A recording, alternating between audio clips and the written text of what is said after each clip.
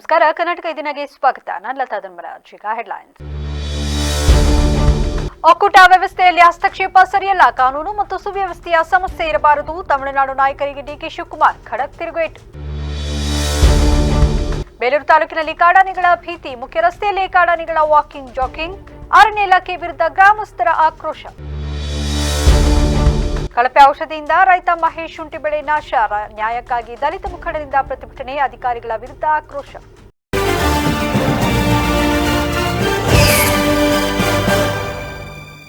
ಬೆಂಗಳೂರಿನಲ್ಲಿ ಮಾಧ್ಯಮಗಳೊಂದಿಗೆ ಮಾತನಾಡಿದ ಮುಖ್ಯಮಂತ್ರಿ ಡಿಕೆ ಶಿವಕುಮಾರ್ ಅವರು ತಮಿಳುನಾಡಿನ ನಾಯಕರ ಹೇಳಿಕೆಗಳಿಗೆ ಖಡಕ್ ತಿರುಗೇಟು ನೀಡಿದ್ದಾರೆ.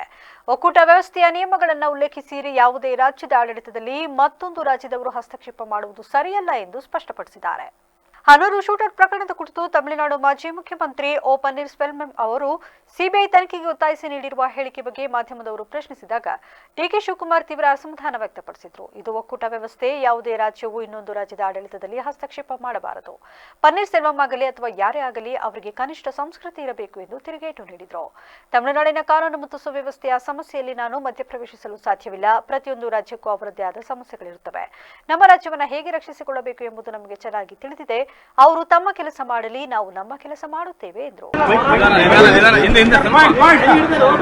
This is a federal structure.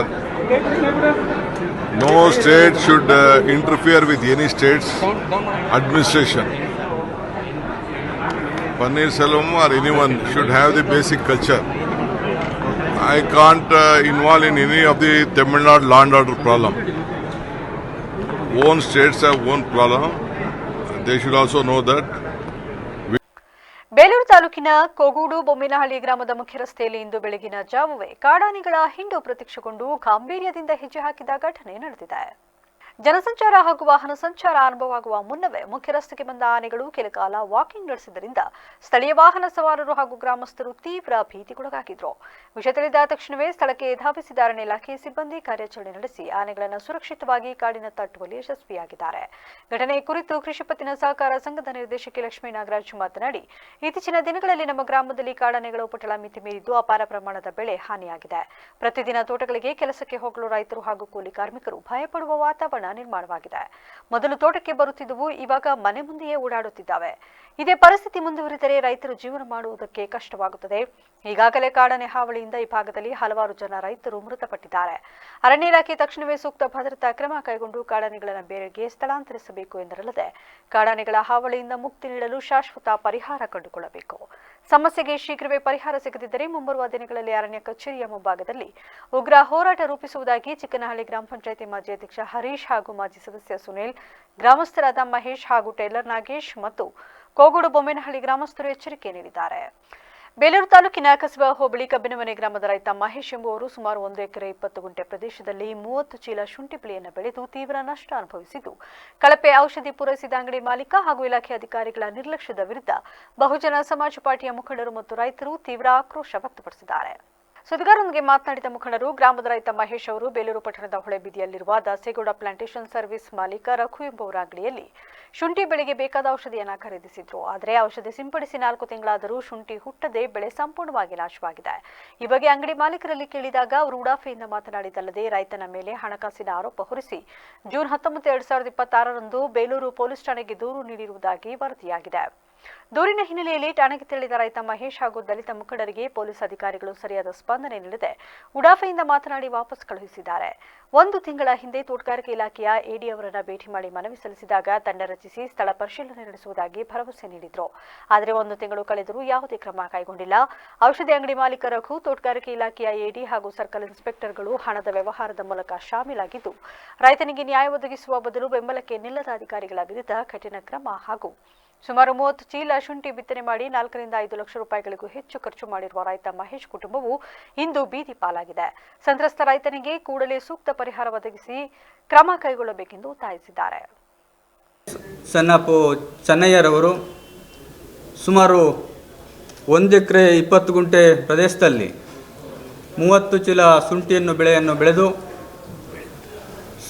ಈ ಶುಂಠಿಗೆ ಬೇಕಾದಂಥ ಔಷಧಿಯನ್ನು ಬೇಲೂರು ಪಟ್ಟಣದ ಒಳೆ ಬೀದಿಯಲ್ಲಿರ್ತಕ್ಕಂಥ ದಾಸೇಗೌಡ ಪ್ಲಾಂಟೇಶನ್ ಸರ್ವಿಸ್ನ ಮಾಲೀಕರವರು ರಘುರವರ ಅಂಗಡಿಯಲ್ಲಿ ತರ್ತಿದ್ರು. ಸೊ ಈ ಔಷಧಿ ತಂದ ನಂತರ ಶುಂಠಿ ಹಾಕಿ 15 ದಿನಕ್ಕೆ ಹೊಡೆತಕ್ಕಂಥ ಔಷಧಿಯನ್ನು ದಾಸೇಗೌಡ ಪ್ಲಾಂಟೇಶನ್ ಅಂಗಡಿಯಲ್ಲಿ ತಂದಿರ್ತಾರೆ.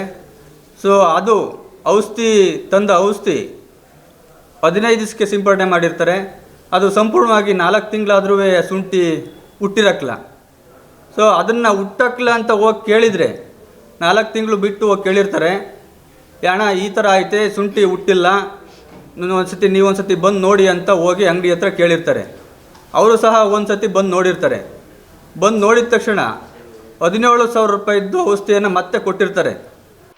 ನಗರದ ಬಿಕಟಿಹಳ್ಳಿಯ ಸೇಂಟ್ ಜೋಸೆಫ್ ಕಾಲೇಜಿನ ವತಿಯಿಂದ ಯುವಜನರ ಸಬಲೀಕರಣ, ಉದ್ಯೋಗಾವಕಾಶಗಳ ಸೃಷ್ಟಿ ಹಾಗೂ ಸಮಾಜಮುಖಿ ಸೇವೆಯ ಉದ್ದೇಶದಿಂದ ಆಗಸ್ಟ್ 24 ಮತ್ತು 25ರಂದು 2 ದಿನಗಳ ಉಚಿತ ಬೃಹತ್ ಆರೋಗ್ಯ ಮೇಳ 2026 ಆಯೋಜಿಸಲಾಗಿದೆ ಎಂದು ಕಾಲೇಜಿನ ಪ್ರಾಧ್ಯಾಪಕ ಫಾದರ್ ಓಲ್ವಿನ್ ವೇಗಸ್ ತಿಳಿಸಿದ್ದಾರೆ.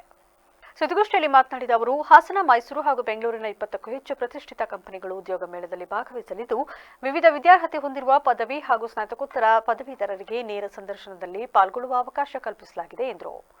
ಅಭ್ಯರ್ಥಿಗಳಿಗೆ ಕನಿಷ್ಠ 18,000ದಿಂದ ಆರಂಭವಾಗುವ ವೇತನ ಸೇರಿದಂತೆ ವಿವಿಧ ಹುದ್ದೆಗಳಿಗೆ ಅನುಗುಣವಾಗಿ ಹೆಚ್ಚಿನ ವೇತನದ ಉದ್ಯೋಗಾವಕಾಶಗಳು ಲಭ್ಯವಾಗುವ ನಿರೀಕ್ಷೆ ಇದೆ. ಉದ್ಯೋಗ ಅರಸುತ್ತಿರುವ ಯುವಜನರು ಈ ಅವಕಾಶವನ್ನು ಸದುಪಯೋಗಪಡಿಸಿಕೊಳ್ಳಬೇಕು ಎಂದು ಮನವಿ ಮಾಡಿದರು. ಉದ್ಯೋಗ ಸಂದರ್ಶನವನ್ನು ಆತ್ಮವಿಶ್ವಾಸದಿಂದ ಎದುರಿಸಲು ಅಭ್ಯರ್ಥಿಗಳನ್ನು ಸಜ್ಜುಗೊಳಿಸುವ ಉದ್ದೇಶದಿಂದ ಆಗಸ್ಟ್ 24ರಂದು ಉಚಿತ ಉದ್ಯೋಗ ಪೂರ್ವ ತರಬೇತಿ ಕಾರ್ಯಾಗಾರ ಹಮ್ಮಿಕೊಳ್ಳಲಾಗಿದೆ. ಆಗಸ್ಟ್ 25ರಂದು ವಿವಿಧ ಕಂಪನಿಗಳ ಮಾನವ ಸಂಪನ್ಮೂಲ ಅಧಿಕಾರಿಗಳು ಕಾಲೇಜಿನ ಆವರಣದಲ್ಲಿಯೇ ಅಭ್ಯರ್ಥಿಗಳ ನೇರ ಸಂದರ್ಶನ ನಡೆಸಲಿದ್ದಾರೆ. ಅರ್ಹತೆ ಹಾಗೂ ಸಂದರ್ಶನದ ಆಧಾರದ ಮೇಲೆ ಅಭ್ಯರ್ಥಿಗಳಿಗೆ ಉದ್ಯೋಗದ ಆಫರ್ ದೊರೆಯುವ ಸಾಧ್ಯತೆ ಇದೆ. ಪದವಿ ಮತ್ತು ಸ್ನಾತಕೋತ್ತರ ಪದವೀಧರರು ಉದ್ಯೋಗ ಮೇಳದಲ್ಲಿ ಭಾಗವಹಿಸಬಹುದು ಎಂದು ತಿಳಿಸಿದ್ದಾರೆ. ಮಂಗಳವಾರ 24 ಮತ್ತು 25 ಆಗಸ್ಟ್ ರಂದು ಸಂತ ಜೋಸೆಫರ ಕಾಲೇಜಿನಲ್ಲಿ ಎಲ್ಲ ಪದವಿ ಮತ್ತು ಸ್ನಾತಕೋತ್ತರ ಪದವಿ ಪಡೆದ ಅಭ್ಯರ್ಥಿಗಳಿಗೆ ಉಚಿತ ಬೃಹತ್ ಉದ್ಯೋಗ ಮೇಳವನ್ನು ನಾವು ಮಾಡ್ತಾ ಇದ್ದೇವೆ. ಈ ಉದ್ಯೋಗ ಮೇಳವನ್ನು ಸಂತ ಜೋಸೆಫರ್ college, Magic Bus India Foundation ಅವರ ಸಹಯೋಗದಿಂದ ಮಾಡ್ತಾ ಇದ್ದೇವೆ. ಇದೊಂದು ಕಳೆದ ವರ್ಷ ಕೂಡ ನಾವಿಲ್ಲಿ ಬಂದು ಈ ಒಂದು ಪ್ರೆಸ್ ಕ್ಲಬ್ಬಲ್ಲಿ ಭಾಗವಹಿಸಿ ನಾವು ಸುದ್ದಿಗೋಷ್ಠಿ ಮಾಡಿದೆವು, ಅದರ ಬಗ್ಗೆ ವಿವರಣೆ ಮಾಡಿದೆವು. ಸುಮಾರು 192 ಮಂದಿ ವಿದ್ಯಾರ್ಥಿಗಳು ಬಂದಿದ್ದರು. ಅದರಲ್ಲಿ 121 ಮಕ್ಕಳಿಗೆ ಅವರಿಗೆ ಆಫರ್ ಲೆಟರ್ ಸಿಕ್ಕಿತ್ತು, ಅದರ ಉದ್ಯೋಗವನ್ನು ಸಿಕ್ಕಿತ್ತು. ಅದೇ ರೀತಿ ಈ ವರ್ಷ ಕೂಡ ನಾವು ಪುನರಾವರ್ತಿಸಿದ್ದೇವೆ. ಇದರ ಮುಖಾಂತರ ನಮ್ಮ ಜನರಿಗೆ ಪ್ರತ್ಯೇಕವಾಗಿ. ಸುದ್ದಿಗೋಷ್ಠಿಯಲ್ಲಿ ಕಾಲೇಜಿನ ಪ್ರಾಧ್ಯಾಪಕ ಪ್ರದೀಪ್ ಕುಮಾರ್, ರಂಗೇಗೌಡ, ಗ್ರಂಥಪಾಲಕಿ ಶಶಿಕಲಾ, ಬಸಪ್ಪ, ನಿಖಿಲ್ ಸೇರಿದಂತೆ ಇತರರು ಉಪಸ್ಥಿತರಿದ್ದರು. ಕರ್ನಾಟಕ ರಾಜ್ಯ ಗ್ರಾಮ ಪಂಚಾಯತ್ ನೌಕರರ ಸಂಘದ ರಾಜ್ಯ ಸಮಿತಿಯ ಕರೆಯ ಮೇರೆಗೆ ಗ್ರಾಮ ಪಂಚಾಯತ್ ನೌಕರರು ತಮ್ಮ ಕಚೇರಿ ಕೆಲಸಗಳಿಗೆ ಗೈರು ಹಾಜರಾಗಿ ಇಂದು ಜಿಲ್ಲಾ ಪಂಚಾಯಿತಿ ಕಚೇರಿ ಎದುರು ಧರಣಿ ಸತ್ಯಾಗ್ರಹ ನಡೆಸಿ ಆಕ್ರೋಶ ವ್ಯಕ್ತಪಡಿಸಿದ್ದಾರೆ. ಸರ್ಕಾರವು ಜಾರಿಗೊಳಿಸಿದ್ದ ಕನಿಷ್ಠ ವೇತನ ಆದೇಶವನ್ನು ಕೈಗಾರಿಕೋದ್ಯಮಿಗಳು ಹಾಗೂ ಗುತ್ತಿಗೆದಾರರ ಒತ್ತಡಕ್ಕೆ ಮಣಿದು ತಡೆಹಿಡಿಯುವುದನ್ನು ಖಂಡಿಸಿ ಸಿಐಟಿಯು ವತಿಯಿಂದ ಪ್ರತಿಭಟನೆಯನ್ನು ಹಮ್ಮಿಕೊಳ್ಳಲಾಯಿತು. ಪ್ರತಿಭಟನೆಯ ನೇತೃತ್ವ ವಹಿಸಿ ಮಾತನಾಡಿದ ಸಿಐಟಿಯು ಮುಖಂಡ ಧರ್ಮೇಶ್, ಸರ್ಕಾರವೇ ನೌಕರರ ಪರವಾಗಿ ಆಳವಾದ ಅಧ್ಯಯನ ನಡೆಸಿ ಕನಿಷ್ಠ ವೇತನ ಆದೇಶ ಜಾರಿ ಮಾಡಿತ್ತು. ಆದರೆ ಈಗ ಕೆಲವು ಬಂಡವಾಳಶಾಹಿಗಳ ಲಾಬಿಗೆ ಒಳಗಾಗಿ ಅದನ್ನು ತಡೆಹಿಡಿದು ಸಂಪುಟ ಉಪಸಮಿತಿ ರಚಿಸಿರುವುದು ಖಂಡನೀಯ ಎಂದು ಕಿಡಿಕಾರಿದರು. ಬಂಡವಾಳಶಾಹಿಗಳ ಹಿತಾಸಕ್ತಿಗಾಗಿ ಕೋಟ್ಯಾಂತರ ಕಾರ್ಮಿಕರ ಬದುಕಿನಲ್ಲಿ ಚೆಲ್ಲಾಟವಾಡುವುದನ್ನು ಸರ್ಕಾರ ಬಿಡಬೇಕು. ಯಾವುದೇ ಕಾರಣಕ್ಕೂ ಕನಿಷ್ಠ ವೇತನ ಅಧಿಸೂಚನೆಯನ್ನ ಪುನರ್ವಿಮರ್ಶೆ ಮಾಡದೆ ಹಿಂದಿನಂತೆ ಕೂಡಲೇ ಅದನ್ನು ಜಾರಿಗೊಳಿಸಬೇಕು ಎಂದು ಆಗ್ರಹಿಸಿದ್ದಾರೆ. ರಾಜ್ಯ ಸಮಿತಿಯ ಕರೆಯ ಭಾಗವಾಗಿ ಕರ್ನಾಟಕ ರಾಜ್ಯದ ಎಲ್ಲ ಜಿಲ್ಲಾ ಪಂಚಾಯತಿಗಳ ಮುಂದೆ ಗ್ರಾಮ ಪಂಚಾಯತ್ ನೌಕರರು ತಮ್ಮ ಕೆಲಸಗಳಿಗೆ ಗೈರು ಹಾಜರಾಗಿ ಇವತ್ತು ಧರಣಿ ಸತ್ಯಾಗ್ರಹ ಮಾಡ್ತಾ ಇರ್ತಕ್ಕಂಥ ಉದ್ದೇಶ ಏನಂತಂದರೆ, ಅತ್ಯಂತ ಪ್ರಮುಖವಾಗಿ ಗ್ರಾಮ ಪಂಚಾಯತ್ ನೌಕರರಿಗೆ ಸರ್ಕಾರ ಕನಿಷ್ಠ ವೇತನದ ಆದೇಶವನ್ನು ಜಾರಿ ಮಾಡಿತ್ತು. ಸರ್ಕಾರ ಜಾರಿ ಮಾಡಿ ಕೆಲವು ಕಡೆ ಪಂಚಾಯತ್ಗೆ 1 ತಿಂಗಳು ಸಂಬಳ ಕೊಟ್ಬಿಟ್ಟಿದ್ದಾರೆ ಆಗಲೇ. ಅಂಥ ಆದೇಶವನ್ನು ರಾಜ್ಯ ಸರ್ಕಾರ ಬೇರೆ ಕಾರ್ಖಾನೆಗಳ, ಕೈಗಾರಿಕೆಗಳ ಅಥವಾ ಗುತ್ತಿಗೆದಾರರ ಮಾಲೀಕರ ಒತ್ತಡಕ್ಕೆ ಮಣಿದು ಅವರ ಲಾಭಿಗೆ ಒಳಗಾಗಿ ಇವತ್ತು ಆದೇಶವನ್ನು ತಡೆ ಹಿಡಿದು. ಈ ವೇಳೆ ಮಾತನಾಡಿದ ಜಿಲ್ಲಾ ಪಂಚಾಯಿತಿ ಮುಖ್ಯ ಕಾರ್ಯನಿರ್ವಹಣಾಧಿಕಾರಿ ಶುಭಂ ಶುಕ್ಲಾ, ನೌಕರರ ಸಮಸ್ಯೆಗಳ ಚರ್ಚೆಗೆ ಈ ತಿಂಗಳ ಕೊನೆ ಅಥವಾ ಮುಂದಿನ ತಿಂಗಳ ಮೊದಲ ವಾರದಲ್ಲಿ ಸಭೆ ಕರೆಯಲಾಗುವುದು. ಜಿಲ್ಲೆಯಲ್ಲಿ ಪಂಚಾಯತ್ ಸಿಬ್ಬಂದಿಯ ವೇತನ ಬಾಕಿ ಸಮಸ್ಯೆಯನ್ನು ಹಂತವಾಗಿ ಇತ್ಯರ್ಥಪಡಿಸಲಾಗುತ್ತಿದ್ದು, ಸಿಬ್ಬಂದಿ ಸೇವಾ ದಾಖಲೆಗಳನ್ನು ಕಡ್ಡಾಯವಾಗಿ ಅಪ್ಡೇಟ್ ಮಾಡಲು ಸೂಚಿಸಲಾಗಿದೆ. ಜಿಲ್ಲೆಯಲ್ಲಿ ಖಾಲಿ ಇರುವ ಬಿಲ್ ಕಲೆಕ್ಟರ್, ಕ್ಲರ್ಕ್ ಹಾಗೂ ಡೇಟಾ ಎಂಟ್ರಿ ಆಪರೇಟರ್ ಹುದ್ದೆಗಳ ಭರ್ತಿಗೆ ಮೊದಲ ಹಂತದ ಸಿದ್ಧತೆ ಆರಂಭವಾಗಿದ್ದು, ಶೀಘ್ರದಲ್ಲೇ ಅಧಿಕೃತ ಸೂಚನೆ ಹೊರಡಿಸಲಾಗುವುದು ಎಂದು ಸ್ಪಷ್ಟಪಡಿಸಿದ್ದಾರೆ. 18 ಆಗಸ್ಟ್ 2026 ಮಂಗಳವಾರ ಹೊಸ ಕನಿಷ್ಠ ವೇತನದ ಜಾರಿಗಾಗಿ ಆಗ್ರಹಿಸಿ ರಾಜ್ಯದಂತೆ ಗ್ರಾಮ ಪಂಚಾಯಿತಿ ನೌಕರರಿಂದ ಜಿಲ್ಲಾ ಪಂಚಾಯಿತಿ ಕಚೇರಿ ಮುಂದೆ ಧರಣಿ ಸತ್ಯಾಗ್ರಹ ಅಂತ ಒಂದು ಕಾರ್ಯಕ್ರಮ ಇಡೀ ರಾಜ್ಯದಲ್ಲಿ ಎಲ್ಲ ಗ್ರಾಮ ಪಂಚಾಯತಿ ಮಟ್ಟದಲ್ಲಿ ಹಮ್ಮಿಕೊಳ್ಳಲಾಗಿದೆ. ನಮ್ಮ ಹಾಸನ ಜಿಲ್ಲೆಯಲ್ಲಿ ಕೂಡ ಸಿಟು ಮುಖಂಡರಲ್ಲಿ ಒಂದು ಪ್ರತಿಭಟನೆ ಸತ್ಯಾಗ್ರಹ ಹಮ್ಮಿಕೊಳ್ಳಲಾಗಿದೆ. ಇದರಲ್ಲಿ ಅಧ್ಯಕ್ಷರು ತನ್ನ ಮಾತು ಬೆಳಕೆಗಳು ನಮ್ಮ ಸಮಕ್ಷ ಇಟ್ಟಿದ್ದಾರೆ ಮತ್ತು ಸಂಬಂಧಪಟ್ಟ ಒಂದು ಲಿಖಿತಾಗಿ ಒಂದು ಮನವಿ ಕೂಡ ನಮಗೆ ಕೊಟ್ಟಿದ್ದಾರೆ. ಇದರಲ್ಲಿ ರಾಜ್ಯದಲ್ಲಿ ಕೂಡಲೇ ಬರಪೀಡಿತ ತಾಲೂಕುಗಳನ್ನು ಘೋಷಿಸಿ ಪರಿಹಾರ ಕಾಮಗಾರಿಗಳನ್ನು ಆರಂಭಿಸಬೇಕು ಎಂದು ಮಾಜಿ ಸಚಿವ ಎಚ್ ಕೆ ಕುಮಾರಸ್ವಾಮಿ ಒತ್ತಾಯಿಸಿದ್ದಾರೆ. ನಗರದಲ್ಲಿ ಸುದ್ದಿಗೋಷ್ಠಿ ನಡೆಸಿ ಮಾತನಾಡಿದ ಅವರು, ಮಳೆ ಕೊರತೆಯಿಂದ ರೈತರು ಸಂಕಷ್ಟದಲ್ಲಿದ್ದರೂ ಸರ್ಕಾರ ಬರ ಅಧ್ಯಯನ ವರದಿಯನ್ನ ಕೇಂದ್ರಕ್ಕೆ ಸಲ್ಲಿಸದೆ ವಿಳಂಬ ಮಾಡುತ್ತಿರುವುದು ಖಂಡಿಸಿದರು. ಜಲಾಶಯಗಳು ಭರ್ತಿಯಾಗುತ್ತಿದ್ದರೂ ರೈತರ ಬೆಳೆಗಳಿಗೆ ಸಮರ್ಪಕವಾಗಿ ನೀರು ಹರಿಸುತ್ತಿಲ್ಲ ಎಂದು ಕಿಡಿಕಾರಿದರು. ರಾಜ್ಯದಲ್ಲಿ 60% ಮಳೆ ಕೊರತೆಯಾಗಿದ್ದು ಕೂಡಲೇ ಬರಪೀಡಿತ ಪ್ರದೇಶಗಳನ್ನು ಘೋಷಿಸಿ ರೈತರ ನೆರವಿಗೆ ಧಾವಿಸಬೇಕು. ಇಲ್ಲದಿದ್ದರೆ ಜೆಡಿಎಸ್ ವತಿಯಿಂದ ಜಿಲ್ಲಾಧಿಕಾರಿ ಕಚೇರಿ ಎದುರು ಪ್ರತಿಭಟನೆ ನಡೆಸಲಾಗುವುದು ಎಂದು ಎಚ್ಚರಿಸಿದರಲ್ಲದೆ ವಾಲ್ಮೀಕಿ ನಿಗಮದ ಹಗರಣದ ನೈತಿಕ ಹೊಣೆ ಹೊತ್ತು ಸಚಿವ ಬಿ ನಾಗೇಂದ್ರ ಅವರು ಕೂಡಲೇ ರಾಜೀನಾಮೆ ನೀಡಬೇಕು. ಸಿಎಂ ಡಿಕೆ ಶಿವಕುಮಾರ್ ತಾವು ಬಂಡೆ ಎಂದು ಹೇಳಿಕೊಳ್ಳುತ್ತದಾದರೂ ನಾಗೇಂದ್ರ ವಿಚಾರದಲ್ಲಿ ಏಕೆ ಹೆದರಿಕೊಂಡಿದ್ದಾರೆ ಎಂದು ವ್ಯಂಗ್ಯವಾಡಿದರು. ರಾಜೀನಾಮೆ ಕೊಡಬೇಕು. ಸರ್ಕಾರವೇ ಹೆದರಿದೆ. ಅಷ್ಟೊಂದು ಹೇಳ್ತಾರಲ್ಲ ಮುಖ್ಯಮಂತ್ರಿಗಳು, ನಾನು ಯಾರಿಗೂ ಹೆದರಲ್ಲ, ನಾನು ಬಂಡೆ ಅಂತಾರಲ್ಲ, ನಾವು ಸ್ವಾಗತಿಸ್ತೀವಿ ಆ ನಿಲುವನ್ನು. ಆದರೆ ನಾಗೇಂದ್ರ ಅವ್ರಿಗೆ ಯಾಕೆ ಹೆದರಿಕೊಂಡ್ರಿ? ಸಿದ್ದರಾಮಯ್ಯ ಸಾಹೇಬರು ಬಿಟ್ಟಿದ್ರು ಅವ್ರನ್ನ, ಅಂಥವ್ರೆ ಸಿದ್ದರಾಮಯ್ಯ ಸರ್ ಅಂತವ್ರೆ ಅವರಿಂದ ರಾಜೀನಾಮೆ ಪಡ್ಕೊಂಡಿದ್ರಿ. ಇನ್ನೂ ಆರೋಪಿನ ಒಪ್ತೀವಿ ನಾವು, ಅಪರಾಧಿ ಅಲ್ಲ. ಆದರೂ ನೈತಿಕ ಹೊಣೆ ಹೊತ್ತು ಕೊಡಬೇಕಲ್ಲ. ಬಡವರದ ನಿಗಮ, ವಾಲ್ಮೀಕಿ ನಿಗಮ 189 ಕೋಟಿ ಆಗಿರತಕ್ಕಂಥದ್ದು ದಾಖಲೆ ಇದೆ. ಅವರು ಕೂಡ ಜಾರ್ಖಂಡ್ನಲ್ಲಿ ನಡೆದಿದೆ. ನಾವು ಅತ್ಯಂತ ಅದೊಂದು ಖಂಡನೀಯ ನಡೆ, ನಾವು ಖಂಡಿಸ್ತೇವೆ.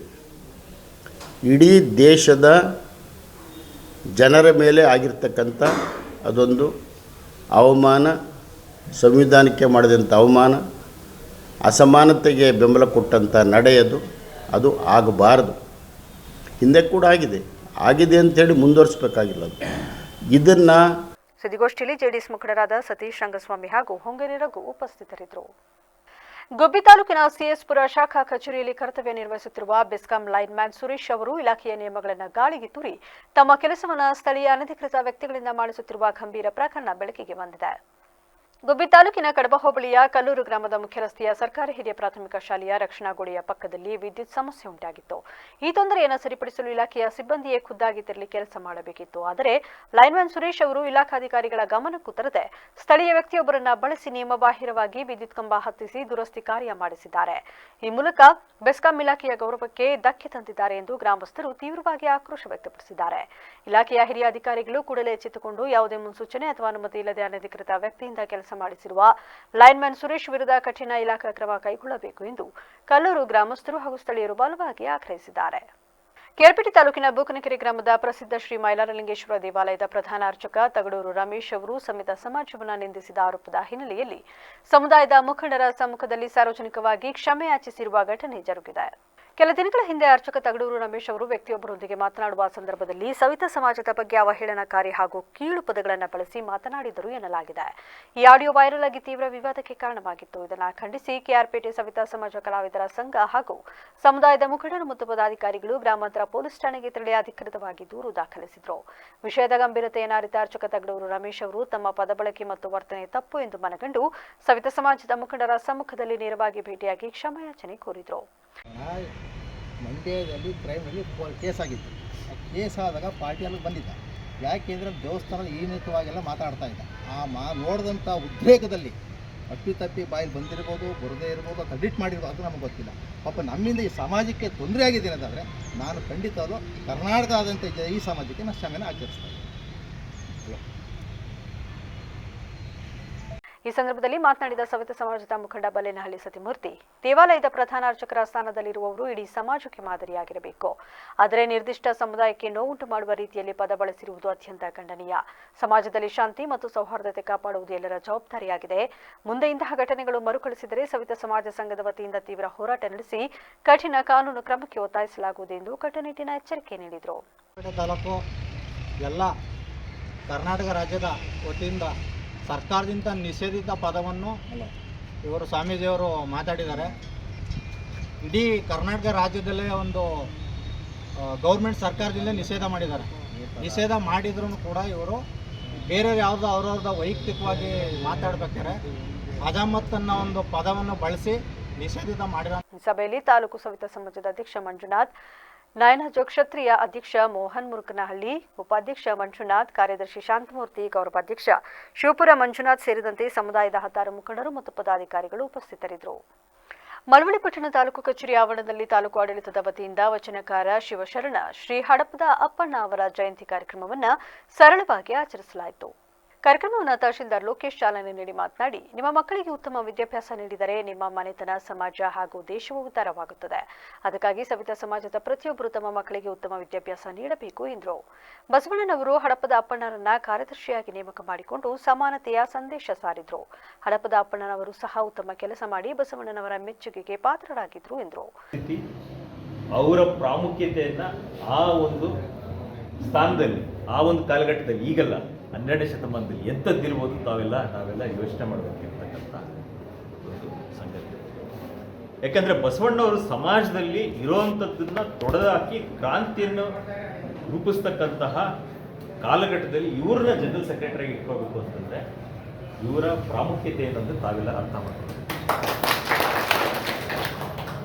ಅಂಥ ಮಹನೀಯರ ಜನ್ಮ ದಿನಾಚರಣೆ ಆಚರಣೆ ಮಾಡ್ತಿರೋದು ನಮಗೂ ನಿಮಗೆಲ್ಲರಿಗೂ. ಕಾರ್ಯಕ್ರಮದಲ್ಲಿ ತಾಲೂಕು ಪಂಚಾಯತ್ ಇಒ ಶ್ರೀನಿವಾಸ್, ಡಿವೈಎಸ್ಪಿ ಯಶವಂತ್ ಕುಮಾರ್, ಪುರಸಭೆ ಮುಖ್ಯಾಧಿಕಾರಿ ನಾಗರತ್ನ, ಸವಿತಾ ಸಮಾಜ ಸಂಘದ ರಾಜ್ಯ ಕಾರ್ಯದರ್ಶಿ ವೇಣುಗೋಪಾಲ, ತಾಲೂಕು ಅಧ್ಯಕ್ಷ ಕೆಂಪರಾಜು ಸೇರಿದಂತೆ ಹಲವರು ಹಾಜರಿದ್ದರು. ಕಾವೇರಿ ನೀರು ಹಂಚಿಕೆ ವಿಚಾರ ಮತ್ತೊಮ್ಮೆ ರಾಜ್ಯದಲ್ಲಿ ತೀವ್ರ ಸ್ವರೂಪ ಪಡೆದುಕೊಂಡಿದ್ದು, ಸುಪ್ರೀಂ ಕೋರ್ಟ್ ಹಾಗೂ ಕಾವೇರಿ ನೀರು ನಿಯಂತ್ರಣ ಪ್ರಾಧಿಕಾರದ ಸೂಚನೆಯಂತೆ ತಮಿಳುನಾಡಿಗೆ 12,000 ಕ್ಯೂಸೆಸ್ಗಳಿಗೂ ಹೆಚ್ಚು ನೀರು ಹರಿಸುತ್ತಿರುವುದನ್ನು ಖಂಡಿಸಿ ಹಿರಿಯ ಕನ್ನಡಪರ ಹೋರಾಟಗಾರ ವಾಟಾಳ್ ನಾಗರಾಜ್ ತೀವ್ರ ಆಕ್ರೋಶ ವ್ಯಕ್ತಪಡಿಸಿದ್ದಾರೆ. ಬೆಂಗಳೂರಿನಲ್ಲಿ ಸುದ್ದಿಗೋಷ್ಠಿ ನಡೆಸಿ ಮಾತನಾಡಿದ ಅವರು, ರಾಜ್ಯದ ಹಲವು ಜಿಲ್ಲೆಗಳಲ್ಲಿ ಕುಡಿಯುವ ನೀರಿಗೂ ಹಾಗೂ ಕೃಷಿಗೆ ನೀರಿನ ತೀವ್ರ ಕೊರತೆ ಕಾಡುತ್ತಿದೆ. ಇಂತಹ ಸಂದರ್ಭದಲ್ಲಿ ತಮಿಳುನಾಡಿಗೆ ನೀರು ಹರಿಸುವುದು ಕನ್ನಡಿಗರಿಗೆ ಮತ್ತು ರಾಜ್ಯದ ರೈತರಿಗೆ ಮಾಡುತ್ತಿರುವ ದೊಡ್ಡ ದ್ರೋಹ ಎಂದು ಆಕ್ರೋಶ ವ್ಯಕ್ತಪಡಿಸಿದರು. ಕಾವೇರಿ ಬೇಸಿನ್ನಲ್ಲಿ ರೈತರು ಬೆಳೆಗಳ ಒಣಗಿ ಕಂಗಾಲಾಗಿದ್ದಾರೆ. ಈ ಪರಿಸ್ಥಿತಿಯಲ್ಲಿ ರಾಜ್ಯ ಸರ್ಕಾರ ತಮಿಳುನಾಡಿನ ಒತ್ತಡಕ್ಕೆ ಮಣಿದು ನೀರು ಹರಿಸುವುದನ್ನು ಕೂಡಲೇ ನಿಲ್ಲಿಸಬೇಕು. ಕಾವೇರಿ ವಿಚಾರದಲ್ಲಿ ಯಾವುದೇ ರಾಜಕೀಯ ಪಕ್ಷಗಳು ರೈತರ ಹಿತಾಸಕ್ತಿಯನ್ನು ಬಲಿಕೊಡಬಾರದು. ರಾಜ್ಯ ಸರ್ಕಾರದ ಮೌನ ಧೋರಣೆ ಸರಿಯಲ್ಲ ಎಂದು ಕಿಡಿಕಾರಿದರು. ನೀರನ್ನು ಬಿಡ್ತಾ ಇದ್ದಾರೆ. ಅವರೇ ಹೇಳಿದ್ದಾರೆ, ಸುಪ್ರೀಂ ಕೋರ್ಟ್ಗೆ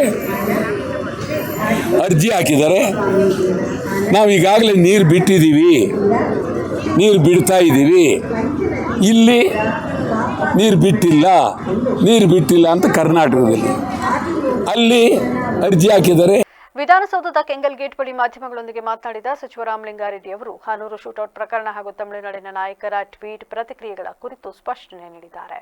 ಈ ಬಗ್ಗೆ ನಿನ್ನೆ ವಿಧಾನಸಭೆ ಮತ್ತು ವಿಧಾನ ಪರಿಷತ್ನಲ್ಲೂ ಸದಸ್ಯರ ಪ್ರಶ್ನೆಗಳಿಗೆ ಉತ್ತರ ನೀಡಲಾಗಿದೆ ಎಂದು ತಿಳಿಸಿದ ಸಚಿವರು, ಮುಖ್ಯಮಂತ್ರಿಗಳು ಈಗಾಗಲೇ ಮ್ಯಾಜಿಸ್ಟ್ರೇಟ್ ತನಿಖೆಗೆ ಆದೇಶಿಸಿದ್ದಾರೆ. ವರದಿ ಬಂದ ನಂತರ ಮುಂದಿನ ಕ್ರಮ ಕೈಗೊಳ್ಳಲಾಗುವುದು ಎಂದು ಸದನದಲ್ಲೂ ಸ್ಪಷ್ಟಪಡಿಸಿದ್ದೇನೆ. ಬರುವ ಆಗಸ್ಟ್ 21ರಂದು ತನಿಖಾ ವರದಿ ಬರಲಿದೆ. ಅಂದೇ ನಾವು ಅಗತ್ಯ ಕ್ರಮಗಳನ್ನು ತೆಗೆದುಕೊಳ್ಳುತ್ತೇವೆ ಎಂದರು.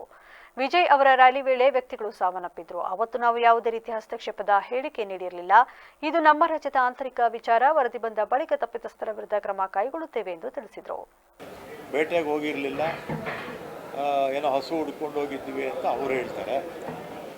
ಸತ್ಯತೆ ಆಚೆ ಬರಬೇಕಾಗಿದ್ದರೆ ನಮ್ಮ ಮ್ಯಾಜಿಸ್ಟ್ರೇಟ್ ತನಿಖೆ 21ನೇ ತಾರೀಕು ನಮ್ಮ ಕೈ ಸೇರುತ್ತೆ. ಒಂದು ವಾರ, 15ನೇ ತಾರೀಕಿಂದ ಒಂದು ವಾರ ಟೈಮ್ ಕೊಟ್ಟಿದ್ವಿ. ಬಂದ ಮೇಲೆ ಅದ್ರ ಬಗ್ಗೆ. ವಿಧಾನಸೌಧದ ಕೆಂಗಲ್ ಗೇಟ್ ಬಳಿ ಮಾಧ್ಯಮಗಳೊಂದಿಗೆ ಮಾತನಾಡಿದ ಶಾಸಕ ಸಿಎನ್ ಅಶ್ವಥ್ ನಾರಾಯಣ ಅವರು, ಕರ್ನಾಟಕ ಲೋಕಸೇವಾ ಆಯೋಗದ ಮಾಜಿ ಅಧ್ಯಕ್ಷರ ಮೇಲಿನ ಜಾರಿ ನಿರ್ದೇಶನಾಲಯದ ದಾಳಿ ಹಾಗೂ ಕಾಂಗ್ರೆಸ್ ಸರ್ಕಾರದ ವಿರುದ್ಧ ತೀವ್ರ ವಾಗ್ದಾಳಿ ನಡೆಸಿದ್ದಾರೆ. ಕೆಪಿಸಿ ಮಾಜಿ ಅಧ್ಯಕ್ಷರ ಮೇಲೆ ಇಡಿ ದಾಳಿ ನಡೆದಿರುವ ಕುರಿತು ಪ್ರತಿಕ್ರಿಯಿಸಿದ ಅವರು, ಯಾವ ಸಂಸ್ಥೆಯಿಂದ ಜನರಿಗೆ ಭರವಸೆ ಹಾಗೂ ನ್ಯಾಯ ಸಿಗಬೇಕಿತ್ತೋ ಅದೇ ಸಂಸ್ಥೆಯ ಮುಖ್ಯಸ್ಥರು ಮತ್ತು ಸದಸ್ಯರಿಂದಲೇ ಅಧಿಕಾರ ದುರುಪಯೋಗವಾಗಿದೆ. ಈಗ ಸತ್ಯ ಹೊರಬಂದಿದ್ದು ಭ್ರಷ್ಟಾಚಾರ ಮತ್ತು ಅಧಿಕಾರ ದುರ್ಬಳಕೆ ಮಾಡಿಕೊಂಡು ತಮಗೆ ಬೇಕಾದವರಿಗೆ ನೇಮಕಾತಿಗಳನ್ನು ಮಾಡಿಕೊಳ್ಳಲಾಗುತ್ತಿತ್ತು ಎಂದು ಆರೋಪಿಸಿದರು. ಇದೇ ವೇಳೆ ಸದನದಲ್ಲಿ ಮಾಜಿ ಸಚಿವ ನಾಗೇಂದ್ರ ಅವರ ರಾಜೀನಾಮೆಗೆ ವಿಪಕ್ಷಗಳು ಪಟ್ಟು ಹಿಡಿದಿರುವ ವಿಚಾರದ ಬಗ್ಗೆ ಮಾತನಾಡಿದ ಅವರು, ಕಾಂಗ್ರೆಸ್ ಪಕ್ಷ ಎಲ್ಲವನ್ನ ಗಾಳಿಗೆ ತೂರಿ ನಿಂತಿದೆ. ಅಂದಿನ ಮುಖ್ಯಮಂತ್ರಿಗಳೇ ಈ ರೀತಿ ಹಗರಣ ನಡೆದಿದೆ ಹಾಗೂ ಹಣವೆಲ್ಲ ಅಕ್ರಮವಾಗಿ ಹೋಗಿದೆ ಎಂಬುದನ್ನು ಒಪ್ಪಿಕೊಂಡಿದ್ರು. ಆದರೂ ಸಹ ಈಗ ಮತ್ತೊಮ್ಮೆ ಅಂತಹವರನ್ನೇ ಸಚಿವರಾಗಿ ಮಾಡುತ್ತಾರೆ ಎಂದು ಆಕ್ರೋಶ ವ್ಯಕ್ತಪಡಿಸಿದರು.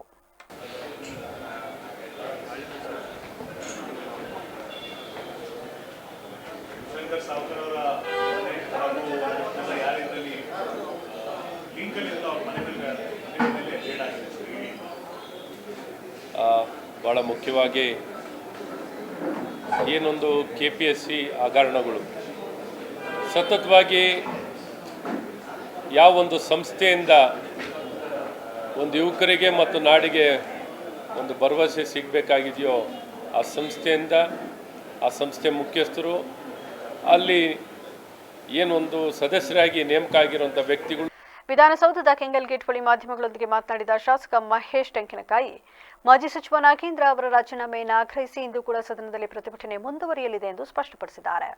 ನಿನ್ನೆ ದಿವಸ ನಾಗೇಂದ್ರ ಅವರ ರಾಜೀನಾಮೆಗೆ ಒತ್ತಾಯಿಸಿ ಪ್ರತಿಭಟನೆ ನಡೆಸಲಾಗಿದೆ ಮತ್ತು ಇಂದು ಕೂಡ ಸದನದಲ್ಲಿ ಈ ಹೋರಾಟ ಮುಂದುವರಿಯುತ್ತದೆ ಎಂದು ತಿಳಿಸಿದರು. ನಾಗೇಂದ್ರ ಅವರನ್ನ ಸಂಪುಟದಿಂದ ಕೈಬಿಟ್ಟರೆ ಬೇರೆಯವರ ಹೆಸರುಗಳು ಕೂಡ ಹೊರಬರಬಹುದು ಎಂಬ ಆತಂಕ ಸರ್ಕಾರಕ್ಕಿದೆ. ಈ ಹಿನ್ನೆಲೆಯಲ್ಲಿ ಅವರ ರಾಜೀನಾಮೆಯನ್ನು ಪಡೆದುಕೊಳ್ಳುತ್ತಿಲ್ಲ ಎಂದು ಆರೋಪಿಸಿದರು. ಸರ್ಕಾರ ಸ್ವತಃ ಒಪ್ಕೊಂಡಿತ್ತು ಇದು ದೊಡ್ಡ ಹಗರಣ ಆಗಿದೆ ಅಂತಕ್ಕಂಥದ್ದಲ್ಲ. ನನಗನ್ಸುತ್ತೆ ಬಹುಶಃ ನಾಗೇಂದ್ರ ಅವ್ರನ್ನ ಈಗೇನಾದರೂ ತೆಗೆದ್ರಂದ್ರೆ ಬೇರೆಯವ್ರ ಹೆಸರು ಯಾವ ಬರ್ತಾವ ಅಂತಕ್ಕಂಥ ಒಂದು ಮಾಹಿತಿ ಕೂಡ ಬರ್ಬೋದು ಅಂತಕ್ಕಂಥ ಕಾರಣಕ್ಕಾಗಿ ನಾಗೇಂದ್ರ ಅವರನ್ನ ಡಿಫೆಂಡ್ ಮಾಡ್ತಕ್ಕಂಥ ಕೆಲಸವನ್ನು ಸರ್ಕಾರ ಮಾಡ್ತಾ ಇದೆ. ಅದ್ರ ಬಾಕಿ ಬೆಂಗಳೂರಿನ ವಿಧಾನಸೌಧದ ಕೆಂಗಲ್ ಗೇಟ್ ಬಳಿ ಮಾಧ್ಯಮಗಳೊಂದಿಗೆ ಮಾತನಾಡಿದ ಜೆಡಿಎಲ್ಪಿ ನಾಯಕ ಸುರೇಶ್ ಬಾಬು ಬಿಡದಿ ಯೋಜನೆಯ ವಿವಾದ ಹಾಗೂ ಸರ್ಕಾರದ ಧೋರಣೆಯ ವಿರುದ್ಧ ತೀವ್ರ ಆಕ್ರೋಶ ವ್ಯಕ್ತಪಡಿಸಿದ್ದಾರೆ. ಪ್ರಸ್ತುತ ಬಿಡದಿಯಲ್ಲಿ ರೈತರ ಹೋರಾಟ ನಡೆಯುತ್ತಿದ್ದು ಸರ್ಕಾರ ಈ ವಿಚಾರದಲ್ಲಿ ಸತ್ಯ ಮರೆಮಾಚಿ ಸುಳ್ಳು ಹೇಳುತ್ತಿದೆ ಎಂದು ಆರೋಪಿಸಿದರು. ಅಲ್ಲಿ ಫಲವತ್ತಾದ ಭೂಮಿ ಇಲ್ಲ ಹಾಗೂ ರೈತರ ಇಲ್ಲ ಎಂದು ಬಿಂಬಿಸುವ ಮೂಲಕ ಸರ್ಕಾರ ಜನರನ್ನ ದಿಕ್ಕು ತಪ್ಪಿಸುತ್ತಿದೆ ಎಂದು ಕಿಡಿಕಾರಿದರು. ಯಾವುದೇ ಕಾರಣಕ್ಕೂ ಈ ಯೋಜನೆಯನ್ನು ಮುಂದುವರಿಸಬಾರದು, ಕೂಡಲೇ ಕೈಬಿಡಬೇಕು ಎಂಬುದು ನಮ್ಮ ಮತ್ತು ರೈತರ ಬಲವಾದ ಒತ್ತಡವಾಗಿದೆ ಎಂದರು. 20 ದಿನಗಳಿಂದ ಏನು ಹೋರಾಟ ನಡೀತಾ ಇದೆ ಆ ಹೋರಾಟದಲ್ಲಿ ಇವರು ಸರ್ಕಾರದವರು ಬರೀ ಸುಳ್ಳು ಹೇಳ್ಕೊಂಡು ಹೊರಟಿದ್ದಾರೆ ಅಂತಕ್ಕಂಥ ಭಾವನೆನ ಮೂಡಿಸ್ಲಿಕ್ಕೆ ಹೊರಟಿದ್ದಾರೆ. ಅದು ಫಲವತ್ತಾದ ಭೂಮಿ ಅಲ್ಲ ಅಂತಕ್ಕಂಥದ್ದು ಒಂದು ಕಡೆ ಅವರು ಪ್ರತಿಪಾದನೆ ಮಾಡಲಿಕ್ಕೆ ಹೊರಟಿರ್ತಕ್ಕಂಥದ್ದು.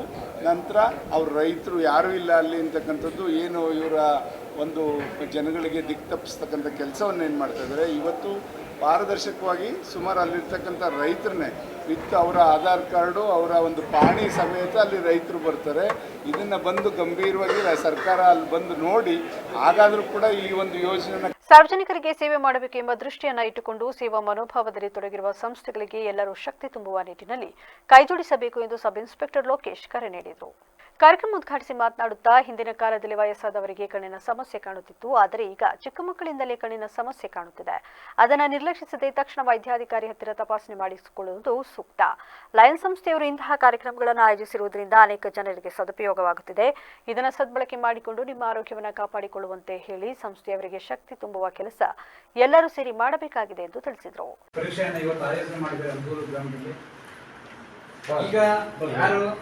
ವಯಸ್ಸಾದವರು ಚಿಕ್ಕವರು ಆ ಥರ ಏನಿಲ್ಲ, ಕಣ್ಣಿನ ಸಮಸ್ಯೆ ಈಗ ಗೊತ್ತಿಲ್ಲ. ಈಗೇನು ಟ್ರೆಂಡ್ ಬದಲಾಗಿದೆ, ಚಿಕ್ಕ ಮಕ್ಕಳಿಗೆ ಶುಗರ್ ಬರ್ತಿದೆ.